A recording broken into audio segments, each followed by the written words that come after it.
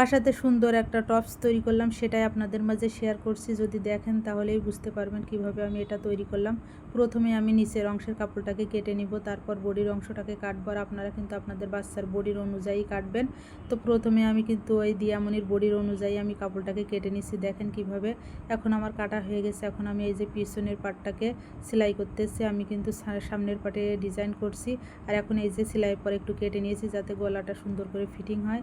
এখন এই যে আমি কিন্তু সেটাতে সাপ সেলাই দিয়ে নেব। সাপ সেলাই দিয়ে নিয়ে তারপরে কিন্তু আমি আবার কিন্তু আরেকটা সেলাই দিয়ে সেটা আমি মেশিনের সাহায্যেই বসিয়ে দিব। আপনারা চাইলে সুচ দিয়েও হাতের কাজটা করতে পারেন। আমি এখন এই যে দেখেন মেশিন দিয়েই কিন্তু সেলাইটা দিয়ে নিয়েছি। এটা কিন্তু আপনারা চাইলে সুচ দিয়ে দিবেন, তাহলে কিন্তু দেখতে অনেক ভালো হবে। তো এই যে আমার সময় কম, সেই জন্য আমি মেশিনে সেলাইটা দিয়েছি। এখন কিন্তু আমি পিছনের পাটটাও কিন্তু একইভাবে সেলাই করে নিচ্ছি। আর আপনারা যদি চান তাহলে প্রিন্টের কাপড় দিয়ে বাসায় দেখেন কত সুন্দর টপস তৈরি করা যায়। একটু মনোযোগ সহকারে দেখলে আপনারা কিন্তু বুঝতে পারবেন। এখন কিন্তু আমি শেপটা দিয়ে নিব, আর এই শেপটা দিলে কিন্তু ফ্রকটা দেখতে অনেক সুন্দর লাগবে। আপনারা এই ফ্রকটা বানাতে গেলে অবশ্যই শেপটা দিবেন।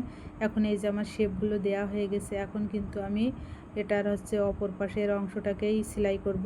তো এখন আমি এই যে নিচের অংশটাকেই কিন্তু কুচি দিয়ে নিচ্ছি, দেখেন আমি কত সুন্দর করে কুচি দিয়েছি। আর এই কুচিটা আপনারা যত বেশি দিবেন তত টপসটা দেখতে ভালো লাগবে। এখন আমি কিন্তু এই টপসটা বডির পার্টের সাথে সেট করে নিচ্ছি। আর আমি কিন্তু সবসময় আগে সব অংশ সেট করে তারপর বডির অংশ সেট করে। এখন এই যে দেখেন আমি হাতাটাকে সেট করতেছি। আমি কিন্তু এটা ঘটি হাতা দিয়েছি আর অনেক কাপড় দিয়েছি যাতে কুচিটা বেশি হয়ে থাকে। তো এখন আমি এই যে ইলাস্টিক দিয়ে সেটাকে আটকে নিব সুন্দর করে।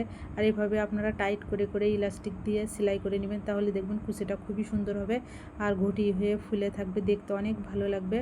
তো এখন আমি এই যে কাঁধের অংশটাকে সেলাই করে নিব। কাঁধের অংশ সুন্দর করে সেলাই করে নেবেন, ডাবল করে সেলাই দিবেন। দেওয়ার পরে এইবার এই যে আমি এখন হাতাটাকে সেট করতেছি। আর এই ঘটি হাতা সেট করতে কিন্তু খুবই ভালো লাগে, কম বেশ হলে সেটা কুচি খুলে তৈরি করা যায়। তো এখন এই যে আমি কিন্তু বডির অংশটাকেই সেট করতেছি, আর এই যে বেল্টটা এর ভিতরে ঢুকাই দিয়েই কিন্তু সেলাই করতেছি।